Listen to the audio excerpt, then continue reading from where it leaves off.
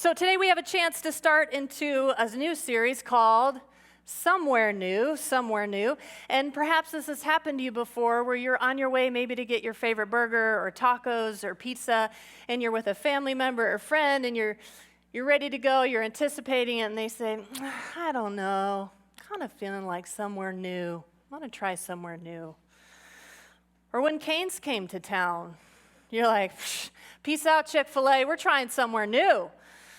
Maybe they did it for you, and that is the better chicken. But it could be a trail, or it could be a park, it could be a new vacation destination. But sometimes these little adventures, depending on your relationship with change, can be a big thing or a small thing when you try something new. But what about these bigger adventures in life that might require a little more for us, that might require some commitment, that might affect our day-to-day routines, that might affect the relationships that we invest in, or the city that we move to, or the gym that we work out at, or the hairstylist that you've had forever and you're like, I've had her for 10 years, I can't go somewhere new. Some of you might have felt that before. Or maybe the job that we have. I remember the first time, my first job that I got as an adult, okay? And I was just finishing up my student teaching at Michigan State, and I was with my best friend in college. We played volleyball together, and I had been waiting for months for this letter in the mail. This is back in the day when you got letters to tell you about stuff. And I was going to start my new job with a sports ministry, and kind of what they did is they placed you on assignment where you would be trained. And I had been waiting to find out where I was going to spend 2 years of my life. And I had anticipated that it was going to be Ohio where everybody else was going to get trained. Because I thought, well, why wouldn't I get trained there too? I get this letter, and I open it up, and I can still see it to this day in bold, italic letters right there in the middle of the page. It says, University of Kentucky. And I said, Kentucky? What's in Kentucky? And I said, Angela, Kentucky? I said, they're not even Big Ten, that's SEC. I said, I don't even know SEC. We're out of the Midwest. And there we sat in her gray Ghost, which is what she called her gray minivan. You know, those kinds of college mobiles that had like 9 lives, thus the gray Ghost. And we both started crying because we're like best friends. She's like, I wasn't ready for you to go to Kentucky. I'm like, I know, what's in Kentucky? So sometimes we don't have a choice on our somewhere news that we get directed to in life. And oftentimes, these places, these somewhere news, isn't something out there, but it's something more internal, isn't it?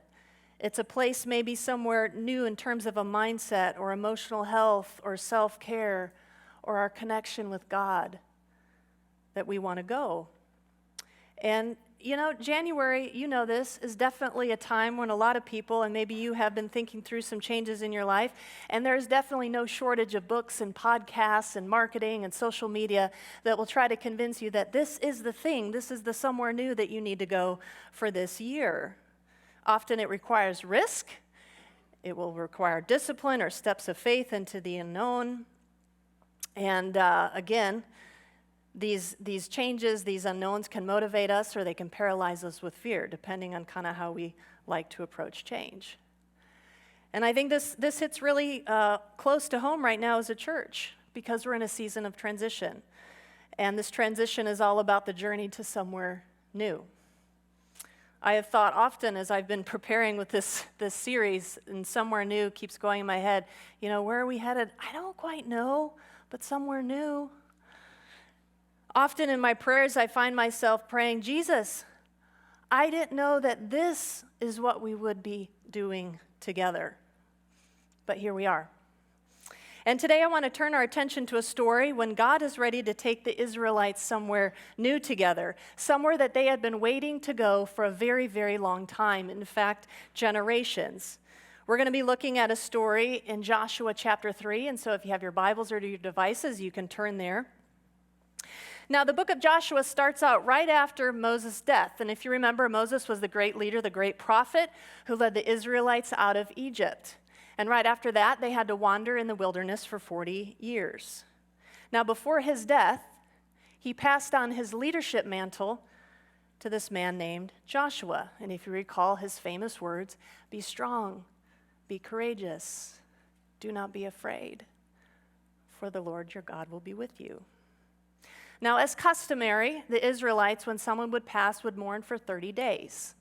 And so this 30 days has passed, and now Joshua's like, okay, it's go time. It's time to move. It's time to move towards the land that God has promised us, that God promised our ancestor Abraham. It's time to go somewhere new, and this new involved the Jordan River. Now, when it comes to miracle stories, I think a lot of us, we want to jump straight to the miracle. We want to hear about the cool story because it's amazing. It fills us with awe and wonder and faith, and we're like, yeah, that's so cool. Or some of us are like, did that really happen? So we get so caught up in the miracle itself. But today I want us to backtrack, and I want us to spend some time in the moments before the miracle. Because I think it's in those moments right before the miracle that God communicated something very important to the Israelites, and he gave them some instructions that was significant to the success of crossing the Jordan River and having them being in the right state of mind. So the question is, well, what were they instructed to do? What was the wisdom that they were given? What was their part to play? Now, when I say the Jordan River, I'm not talking about like the White River out here, okay? The kind where you kick off your shoes, you roll up your pants, and you're like, let's hold hands and cross the river. No, this thing was massive. It was massive. And we're going to learn a little bit about how big that was in just a second. So what we know about Joshua thus far, okay, is that, in my opinion, I think he kind of had a pretty full man card. Not to mention the fact that he was the apprentice to Moses himself says a lot about who Joshua was. But we read over and over again about the fact that he was devoted to God. He spent time in the tent of meeting, which symbolized he loved to dwell in the presence of God. He was a man of character and a man of great wisdom. He was with them ever since the exit out of Egypt. And a few of my favorite stories, he was the guy that fought the Amalekites. Do you remember the story when Moses went to the top of the hill?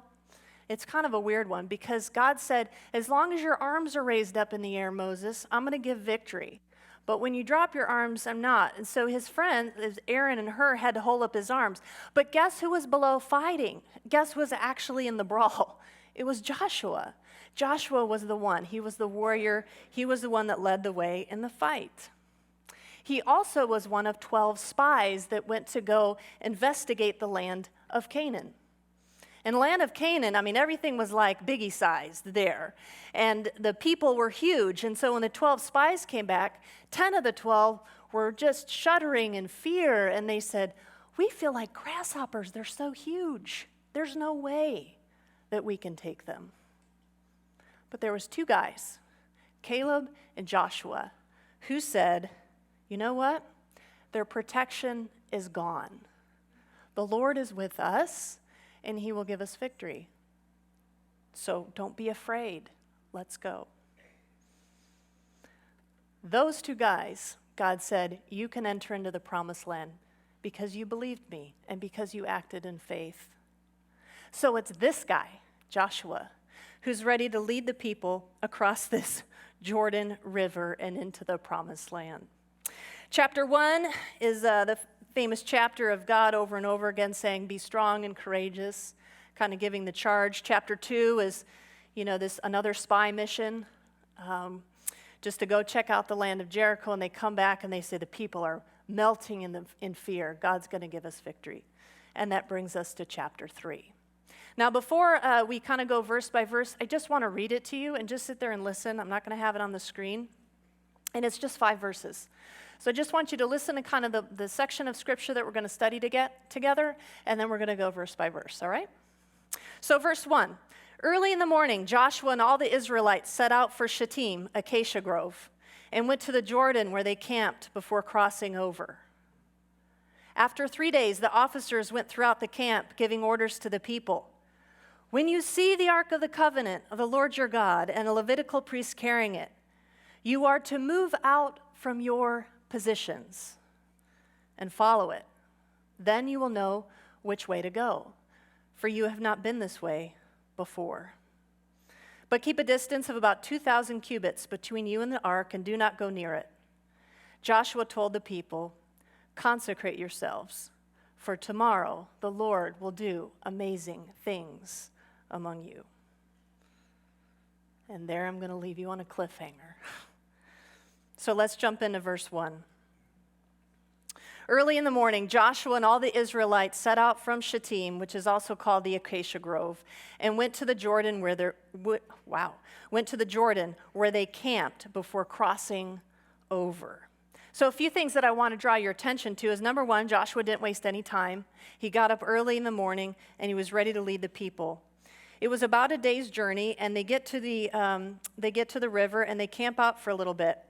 Now, something to know about the river, and you'll read this later on in Joshua, is that it was at flood stage, okay? And so what scholars estimate, is that for this piece of geography of where they were camped, the river was at least a mile wide at that point. And that was before any of the water had moved for them to cross over. So a pretty massive, hefty river that these people were camping out by. And estimated about 2 to 3 million Israelites. That's how many people we're talking about. Probably on the low end, 2 million. So later on in the book, you hear about the warriors, the soldiers that Joshua sent out ahead of time. And so if you take that number and estimate how many women and children would kind of go with that number, they say on the low end 2 million or up to 3 million people.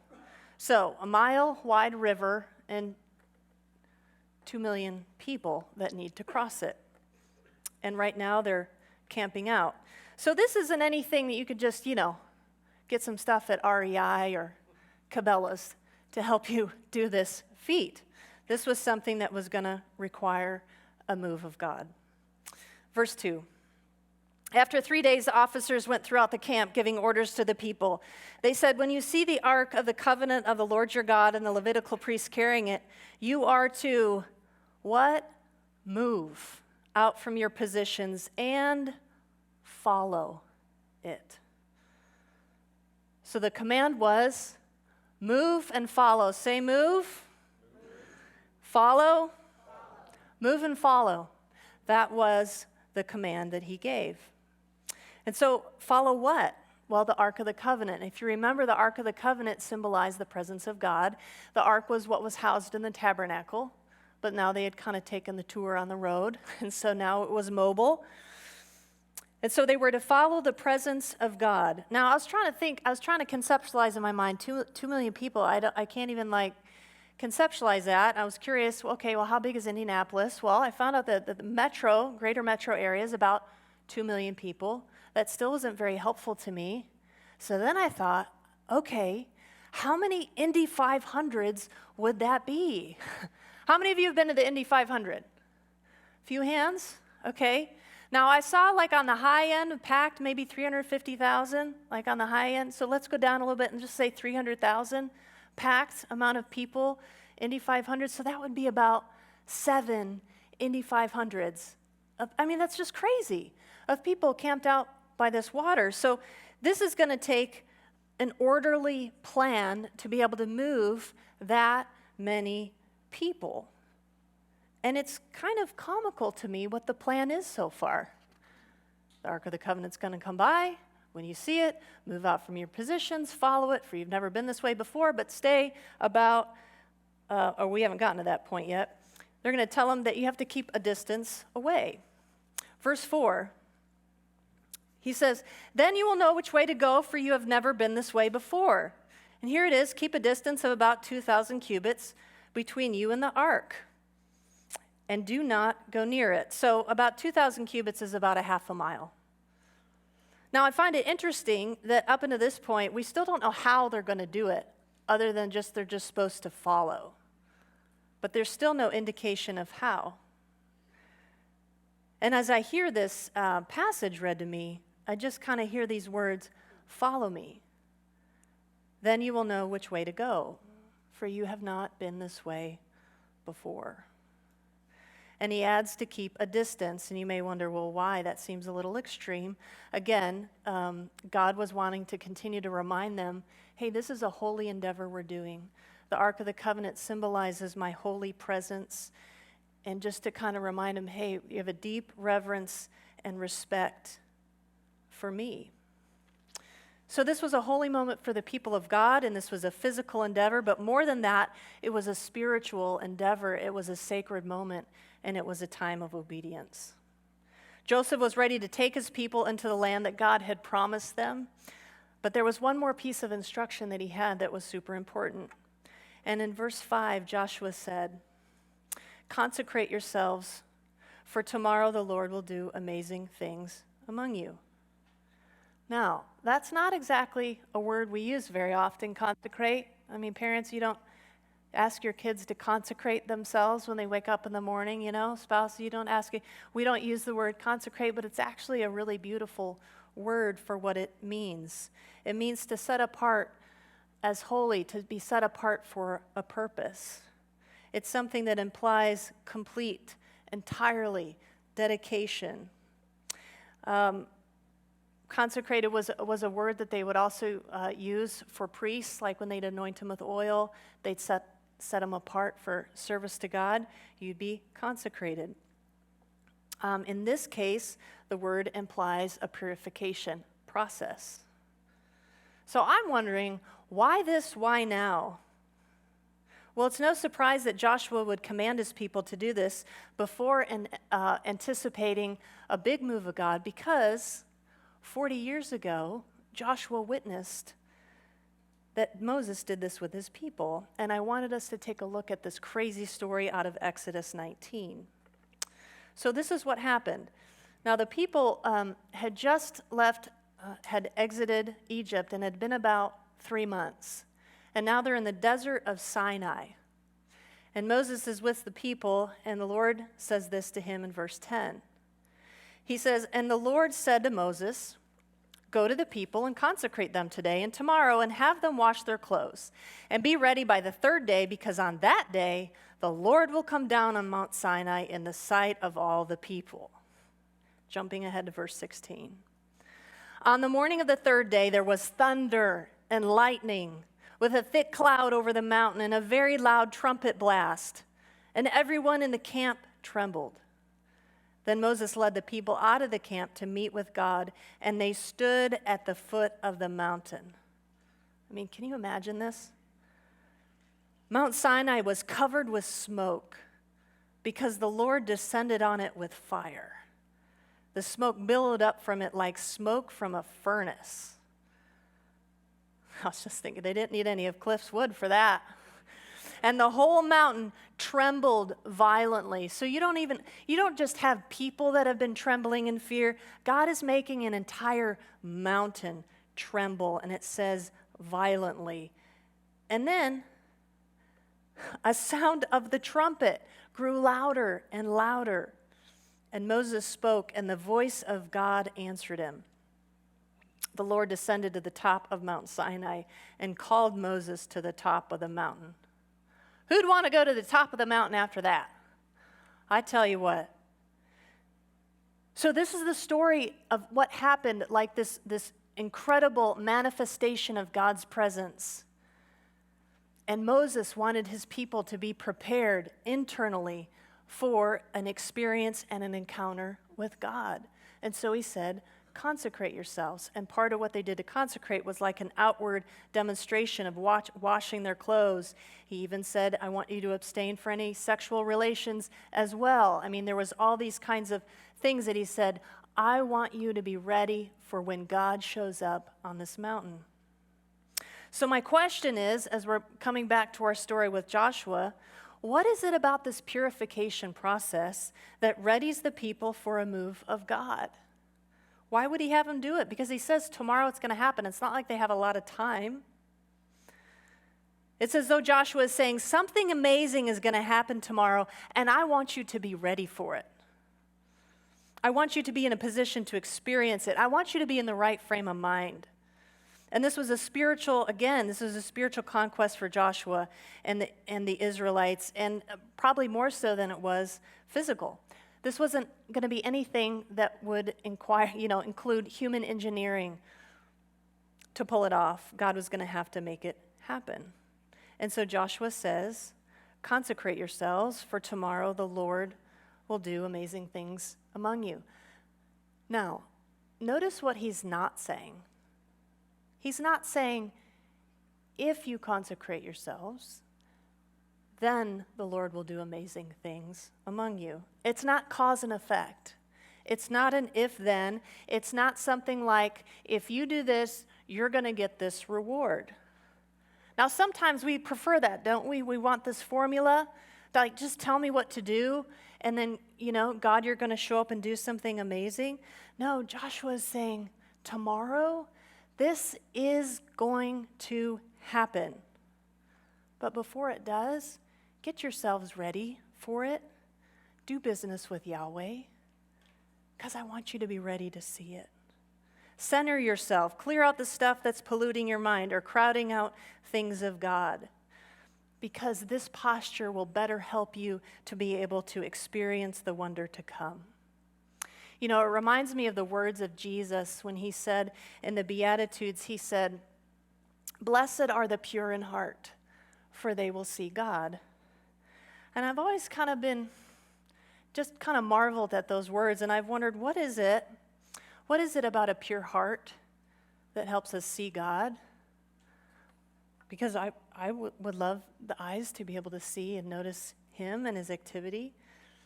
But I think there's something about a pure heart that kind of clears the channels, that sharpens our vision, that helps us to see the divine. And it's this pureness of heart that I think keeps us grounded, helps make us trustworthy, and able to handle not just challenges or hard things that come our way, but it helps us to handle success too. It helps us to be able to handle the good things that come our way. So Joshua had a lifetime of learning from Moses. He had a lifetime of learning what it meant to be consecrated, to be totally and wholly devoted to God. And this was something that dramatically influenced his leadership. And he understood that to go somewhere new, it was imperative to move, to follow, and to dedicate. It was important to be able to move from their positions, to know that you can't always just be settled and set in your ways. He knew that in order to be able to get to where they needed to go, they had to follow their one true God. They had to follow Yahweh, often into territory they didn't know where they were going. And they knew that they had to be consecrated, or we'll use the word dedicated today, to dedicate themselves all over again to the Lord, to be cleansed in body, soul, mind, and spirit. Again, this was both a physical and a spiritual mission. God and man working together to bring us into somewhere new. And you may say, well, what happened? What's the rest of the story? Well, I'll let you read that today. But these words that I just wonder, as Joshua followed through with this part of his assignment, I just wonder, as they approached the overflowing banks of the Jordan, if he remembered the words of Moses to him earlier that said, Joshua, the Lord himself goes before you, and he will be with you. He will never leave you nor forsake you, so do not be afraid and do not be discouraged. So where do we find ourselves in the story today? And I want us to think about it not just in the personal level, but in a corporate level as well. On a personal level, I guess I'm just wondering, where is there a place in your life that maybe you've been camping out a little too long? And maybe today's the invitation to move up from your position. And is there someone or something that will help you to be able to do that, to move forward? So an area that a person you need to follow to help you get there. And what is dedication going to look like? How's your lifestyle or choices or priorities going to need to change? To be transparent with you, many of you know this journey with my back has been long and tiring and discouraging at times. And I have learned over and over again that without accountability, I'm not going to go to the gym and get stronger because I just don't have the self-discipline to do it. And so I said, okay, I really have to find people that I need accountability, and I need some help to be able to do this. And so when I hear the words move, follow, and dedicate, you know, the bed can get really comfortable in the morning, can't it? So can the couch. Yesterday, it was snowing, and the last thing I wanted to do was to get out of the house and go to the gym and do the workout, because I knew that if I didn't do it, then my trainer next week would say, "Did you do your workout?" And I'd have to say no, and I wasn't going to do that. So I had to move out from my position in the coziness of my apartment, and I had to go. I did my workout, and I got to the end, and as I was grabbing my shoes and leaving, I heard this voice from the back of the gym. "Yeah, Lise, 2 this week." And I was like, you know, and part of that was, this is pathetic, just twice. But for me, that was a step in the right direction. And so we celebrate incremental growth, right? And small victories. So I was like, yeah. And I realized it was the first time in 2 years, since I hurt my back again, that I did that. And so I celebrated that. But it took moving and it took following, meaning someone that was going to help me do it and get it done. And it's taken some dedication and some rearranging of my priorities, my resources, all the things. You guys get it. So that's just one really super practical example. But it could be in our spiritual life too. Like, are there places that we feel stuck? We're like, I've been camping out here a little too long. It's time for me to move. And who's gonna help me get out from my position, and who do I need to follow because I've never been this way before? On a corporate level, we are very much heading somewhere new together, aren't we? I mean, we're being invited to head into an unknown territory this year. We're trusting God for a new lead pastor. We're trusting God for new staff. We're trusting God that He's going to help us clarify our vision and direction as our church. We're trusting God that He's going to help us navigate all these unknowns and surprises that come our way. I mean, we have a lot that we're trusting God for as we're moving together towards somewhere new.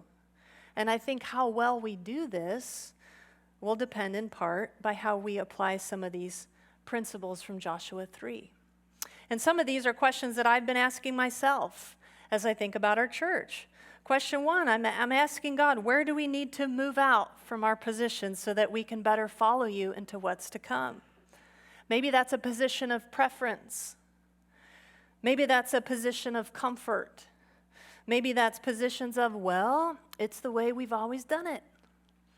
And maybe God's saying, no, I have something new. Are we willing to be open-handed and open-minded with what's next? Another question I've asked is, are we determined to follow God and God alone on this adventure? And not to get ahead of Him, not to try to control a situation, not to try to assume we know best, but what is it going to look like to seek His presence together with one another and to follow Him where He's leading? And then there's the area of our own hearts, of our own dedication and consecration to God.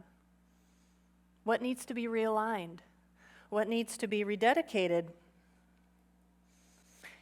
What is maybe holding us back or clouding our vision?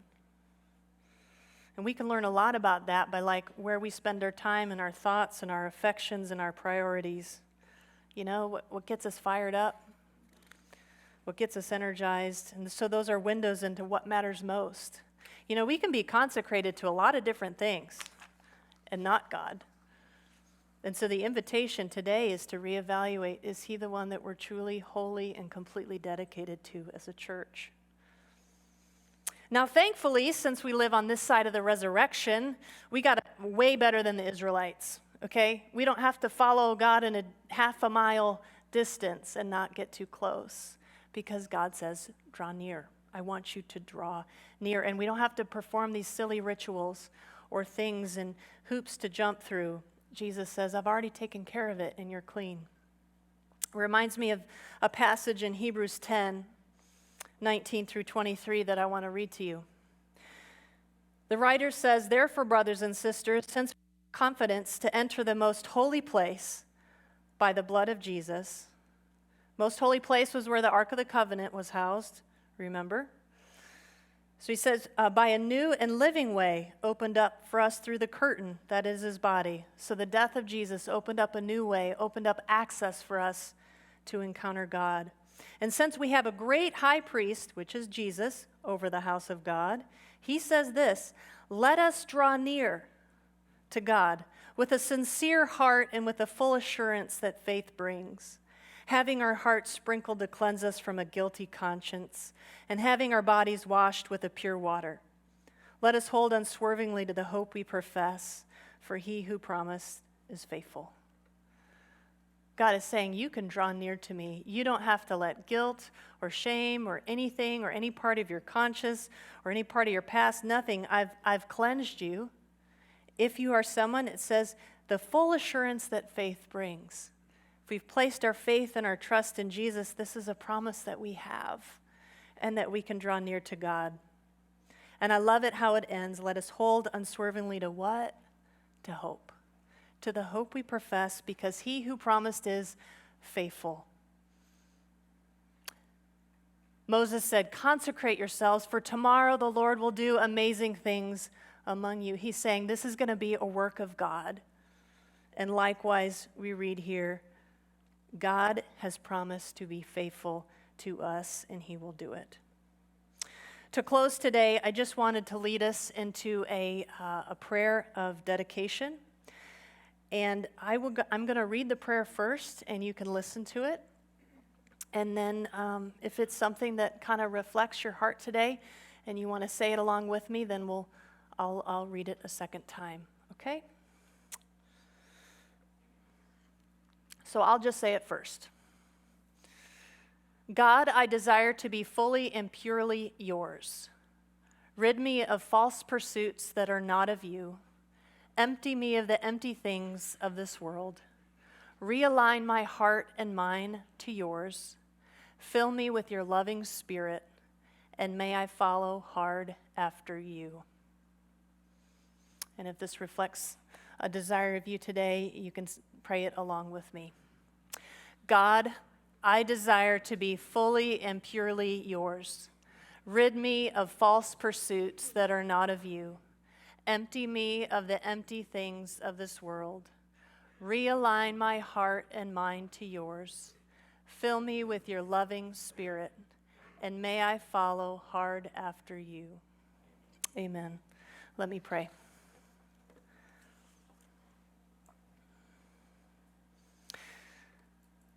God, I'm so thankful that we have stories like this to inspire us and to show us what a life of devotion, complete commitment to you looks like. Thank you for the life of Joshua. Thank you that he was a leader that called people to a high place of knowing you and being a part of your incredible plan for their life. And God, I pray that we can take these principles today into our life and to think about places that we need to move, places that we need to follow you more wholeheartedly, places where we perhaps need to ask for help and ask for other people to help us get to a new place. And most of all, Lord, I pray that you would capture our hearts all over again, that this would be a year where we are fully and purely devoted to following hard after you. I pray that you bless each person today as they leave. Let them know that they're deeply loved and cared for. In your precious name, amen. Want to stand with me? Just want to remind you, the worship night this Wednesday. I'm really looking forward to that. 6:30. Hope to see you there. And it looks like we might have a little bit of time yet here before you pick up your kids. So just watch the time, and you can get to know somebody new or chat with some friends before you do that. May I leave you with the words that Moses left to Joshua as you leave today. The Lord himself goes before you, and he will be with you. He will never leave you nor forsake you. Do not be afraid and do not be discouraged. Go in peace.